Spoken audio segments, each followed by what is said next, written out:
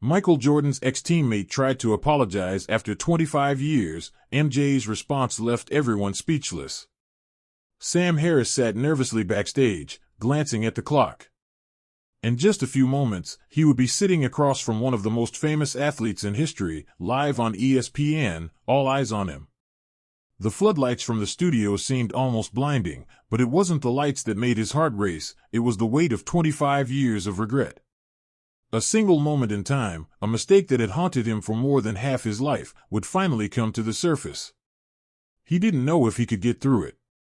He had spent years trying to suppress the shame, but now, there was no turning back. Back in 1997, during the NBA Finals, Sam Harris had made a costly error in the final minutes of a game that nearly cost the Chicago Bulls their championship title. It wasn't a grand mistake, not like missing a game-winning shot, but it was enough. A wrong pass, a missed defensive move.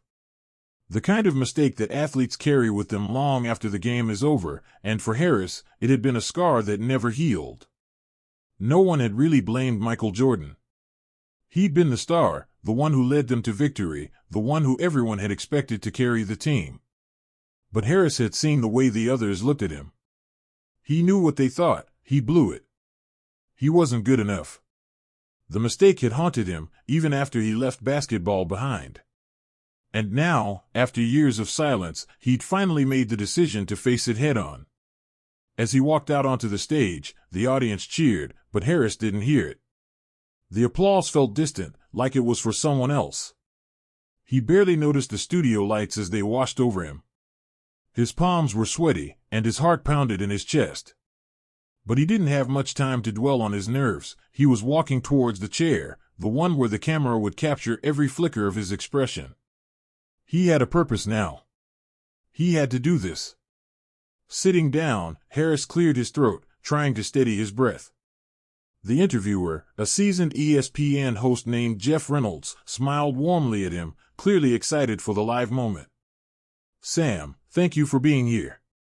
This is a moment a lot of basketball fans never thought they'd see. After 25 years, you're coming back to speak about that infamous moment. But it's not just about the past, is it?" Harris nodded, his throat tight. "No, it's not just about the past. It's about me, and what I never said." He swallowed, staring at the camera now. "I've carried this with me for all these years. It's time to finally say it." Reynolds looked at him expectantly. "You've spent decades trying to move on from that moment. Why now, after all this time?" Harris hesitated. The words weren't easy, but they had been locked inside for so long, they had to come out. "I've spent my whole life trying to run from it. From the mistake I made, from the way it destroyed my career. I know what people thought of me after that finals game. I was the one who almost let down the team, let down Michael Jordan. And he deserved better than that." His voice faltered, and he quickly wiped his face with a shaky hand. The audience fell silent. They weren't just watching a man relive an old mistake, they were witnessing a raw, vulnerable moment, one that wasn't scripted or rehearsed. Harris had been a forgotten name in the basketball world for a long time. But here, tonight, he wasn't the forgotten player anymore. He was the man who finally wanted to make things right. "You're talking about Michael Jordan," Reynolds said softly. "The man who led that team to 6 championships, the one we all know as a living legend. Sam, you're saying you owe him something, after all this time?" Harris nodded again. "Yeah. I do. I owe him everything. He was the one who always had to carry the weight of the world, and I couldn't carry my own weight. I couldn't hold up my end of the bargain. I want him to know I never stopped feeling that. Never stopped wishing I had done better." The interviewer leaned forward, clearly moved. "But do you think he still thinks about it? After all these years? Michael Jordan is the one who moved on, built his legacy. Do you think he's still carrying any of that weight?" Harris looked down, his jaw tightening. "I don't know. But I'll tell you this, if he ever thought for 1 second that I didn't feel what I did to him, to the team, he's wrong. I failed him. And I've never stopped regretting it. Never stopped wondering if I could ever fix it." And maybe I never will. But at least I can tell him. Maybe that's all I can do now." The interview paused for a moment, the weight of Harris's words settling over the room. It was clear to everyone watching that this was not just an apology, it was a man coming to terms with his past, taking responsibility for a moment that had haunted him for a quarter of a century. But the question remained, would Jordan ever hear it? Would he even care? Harris had no way of knowing if Michael Jordan was watching the broadcast. He didn't even know if Jordan would acknowledge his apology. After all, they hadn't spoken in 25 years. The past was the past, and MJ had built an empire since then. But Harris didn't care about that now. He had spoken his truth out loud in front of the whole world. What happened next was no longer in his hands. In the private lounge across town in Charlotte, Michael Jordan sat in silence, watching the interview unfold on his screen. He was alone in the room, surrounded by memorabilia from his illustrious career, trophies that glittered in the dim light. The room was a sanctuary for him, a place where he could escape the constant noise of the public world. But today, it was different. Today, the noise reached him, and he couldn't ignore it. Jordan had lived his life with a level of intensity and focus that few could understand. But his competitive nature wasn't just reserved for the basketball court, it bled into his personal life as well. He had driven himself to be perfect, to never show weakness, to never acknowledge failure. It had worked for him, of course. 6 championships, endless accolades. He was a living legend, untouchable, revered. Yet, when Harris's apology hit the screen, something shifted in Jordan. For a long time, he had let the ghosts of the past remain buried. He had let the mistakes of others fade into the background, unable to confront the feelings that lingered. He had never forgiven Harris for that mistake, but as he watched the former teammate crumble on live TV, something inside him stirred. Was it empathy? Or was it simply understanding? Either way, Jordan couldn't deny that there was more to the story than just the championship rings, the endorsements, and the perfect image. Maybe it was time to confront something that had been festering for far too long. In the quiet of his lounge, Jordan leaned back in his chair, deep in thought. The moment had arrived. What would he do with it? Michael Jordan sat in his private lounge, the soft hum of the television breaking the silence of the room. The words of Sam Harris echoed in his mind, each sentence a reminder of something long buried. He didn't often reflect on the past, let alone revisit moments that might tarnish his perfect image. But Harris's apology was different. It had cracked something open inside him. For years, Jordan had been the face of not just basketball but of perfection itself. He had carried the weight of expectations higher than any athlete before or after him.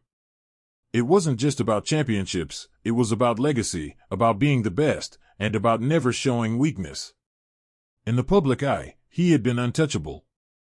His success, both on and off the court, was a monument to his drive and discipline. But Sam Harris's apology was a stark reminder that behind the trophies and accolades, there had always been human flaws, both his and those of others around him. As the interview continued to air, Jordan couldn't help but think about the man on the screen. Harris had been part of the Bulls dynasty, yet his name was always overshadowed by others, particularly Jordan's. He had never really understood why Harris had fallen out of the spotlight. Sure, he made that mistake in the finals, but everyone did, didn't they? Even Jordan had missed shots, made bad passes, had failures. But Harris's mistake had been different. It wasn't a missed shot or a blown layup, it was something that left a permanent scar on both Harris and the team. Jordan leaned back in his chair, looking around the room at the framed jerseys, the championship rings, the memories of victories. The weight of those years was always there, in the back of his mind. But Harris's apology made him realize something he hadn't thought of in years: how many of those who were close to him during those years never got to speak their piece.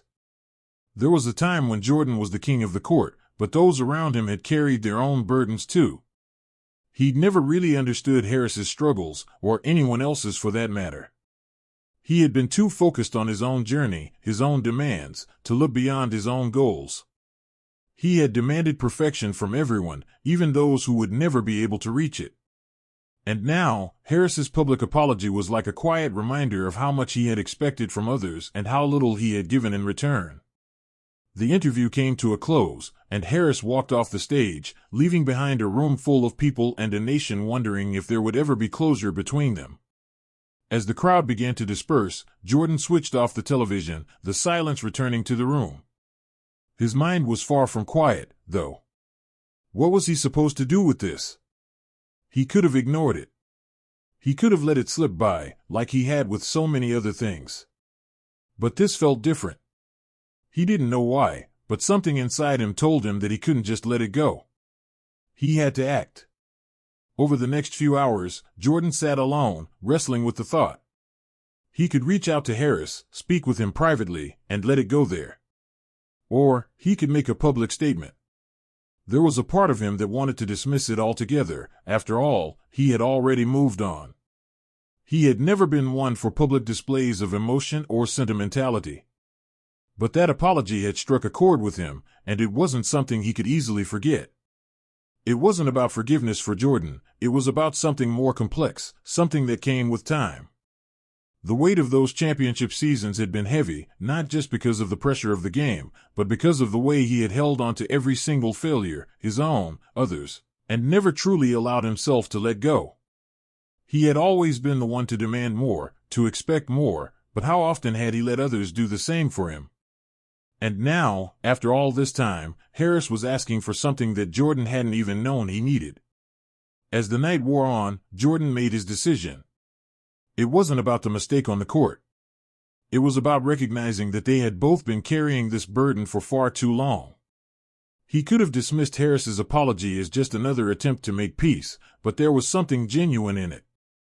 Something raw. Something that Jordan knew he hadn't fully acknowledged. The next morning, Jordan sat in front of the cameras at his private office in Charlotte. His heart raced, not because he was nervous, but because he knew that this moment was bigger than just basketball.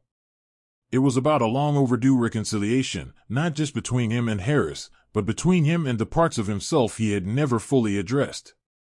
The interview was set to go live in just an hour, but Jordan wasn't ready to speak on it right away. He took a moment to think, to remember, to process everything that had led him to this point. Then, he called his assistant. "Make sure we have a camera crew ready." "I'm going on air," he said simply, the weight of his decision settling in. The moment would come soon enough, and it would be something real. He knew it was time to face it. The past, the mistakes, the forgiveness, it was all coming to a head. As the camera crew set up, Jordan reflected on how little he had ever truly spoken about the players who had come and gone, the teammates who had been with him through the toughest of times, and the ones who had left quietly, like Harris. Jordan had always been the face of the Bulls, the centerpiece of their dynasty, and it had been easy to overlook everyone else. It was always about his greatness, but maybe now was the time to acknowledge that greatness had always been a team effort. Harris had played his part, even if it was a silent one for years.